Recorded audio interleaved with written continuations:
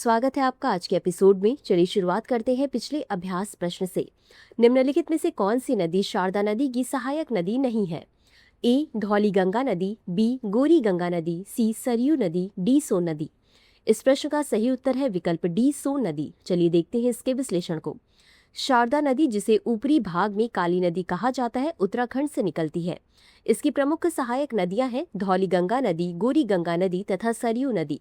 जबकि सोन नदी शारदा नदी की सहायक नहीं है, यह गंगा नदी की एक प्रमुख सहायक नदी है, अतः विकल्प डी सही है। तो चलिए शुरुआत करते हैं आज के एपिसोड की पहले प्रश्न से। निम्नलिखित में से कौन सी गंगा नदी की बाईं तट पर स्थित प्रमुख सहायक नदी है? ए. यमुना नदी, बी. घाघरा नदी, सी. सोन नदी, डी. गंडक नदी।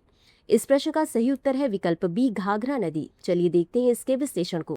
घाघरा नदी गंगा नदी की एक प्रमुख बाईं तटवर्ती सहायक नदी है। इसका उद्गम चीन के दक्षिणी तिब्बत स्वायत्त क्षेत्र के उच्च हिमालय में कर्नाली नदी के रूप में होता है।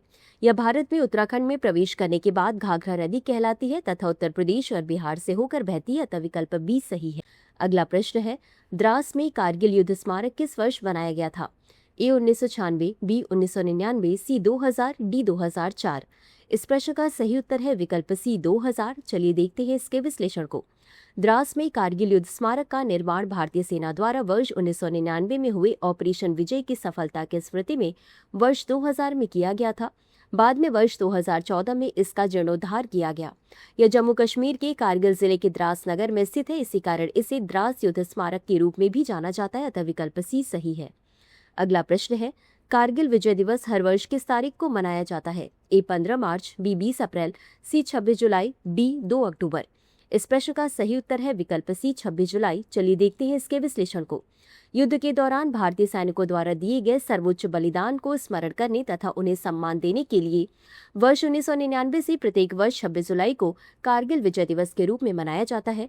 प्रमुख युद्ध स्थलों में टोलोलिंग और टाइगर हिल शामिल थे, जो अपनी अत्यधिक ऊंचाई तथा दुर्गम भूआकृति के लिए प्रसिद्ध हैं, अतः विकल्प सी सही है। अगला प्रश्न है, जल गंगा संवर्धन अभियान किस भारतीय राज्य सरकार द्वारा शुरू की गई जल संरक्षण पहल है? ए. मध्य प्रदेश, बी. उत्तर प्रदेश, सी. महाराष्ट्र, डी. राजस्थान। इस प्रश्न का सही उत्तर है विकल्प ए. मध्य प्रदेश। चलिए देखते हैं इसके विश्लेषण को। मध्य प्रदेश सरकार द्वारा प्रारंभ किए गए जल गंगा संवर्धन अभियान के अंतर्गत खंडवा जिले में नर्मदा नदी की सहायक घोड़ा पछाड़ नदी का सफल पुनरुद्धार किया गया है। इसके लिए अधिकारियों ने 33 किलोमीटर क्षेत्र में जल संरक्षण संरचनाओं के निर्माण हेतु रिज टू वैली मॉडल को अपनाया।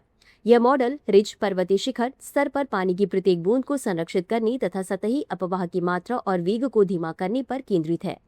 अगला प्रश्न है, नर्मदा नदी छत्तीसगढ़ सीमा के पास पूर्वी मध्य प्रदेश में किस पर्वतमाला से निकलती है?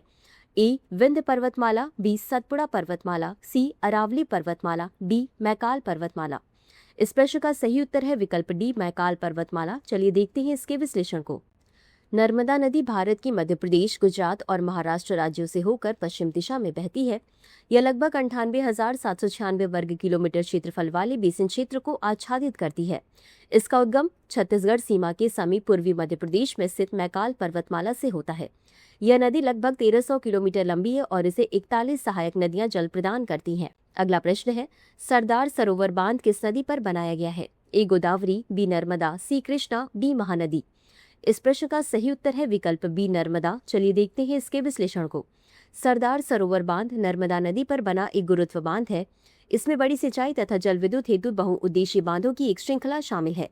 यह परियोजना वर्ष 1979 में सिंचाई बढ़ाने और जल विद्युत उत्पादन के उद्देश्य से शुरू की गई विकास योजना का हिस्सा। इसके जल विद्युत शक्ति का लाभ गुजरात, महाराष्ट्र और मध्य प्रदेश को मिलता है, जबकि सिंचाई लाभ गुजरात तथा राजस्थान को प्राप्त होता है। अगला प्रश्न है, भारत की पहली समकालिक जनगणना के दौरान जनगणना आयुक्त के रूप में किसने कार्य किया?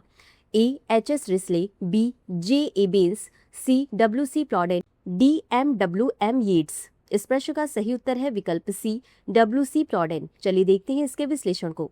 भारत की पहली समन्वित जनगणना वर्ष 1881 में कराई गई थी।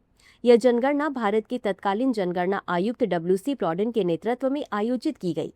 भारतीय जनगणना देश की जनसंख्या से संबंधित जनसांख्यिकी तथा सामाजिक आर्थिक आंकड़ों का सबसे बड़ा स्रोत मानी जाती है, अतः विकल्प सी सही है।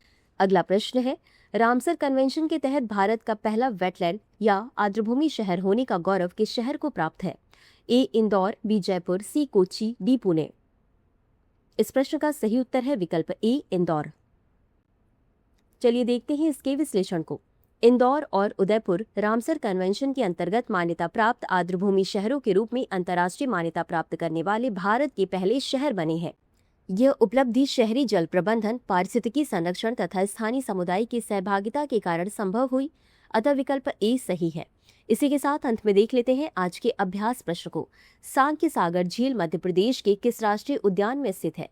ए कान्हा राष्ट्रीय उद्यान, बी माधव राष्ट्रीय उद्यान, सी बांधवगढ़ राष्ट्रीय उद्यान, डी सतपुड़ा राष्ट्रीय उद्यान। इस प्रश्न का उत्तर कमेंट बॉक्स में जरूर दें। आज के लिए बस इतना ही। धन्यवाद।